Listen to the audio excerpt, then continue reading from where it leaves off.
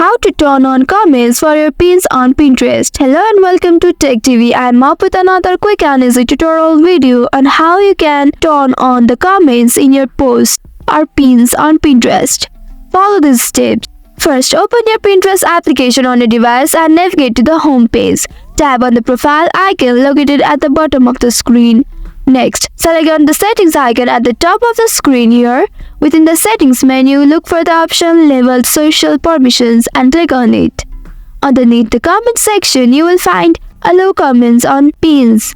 Tap on it to enable this feature. Once enabled, any pins you upload will have comments turned on automatically. You will now start receiving comments on your pins, enhancing engagement and interaction with the Pinterest community.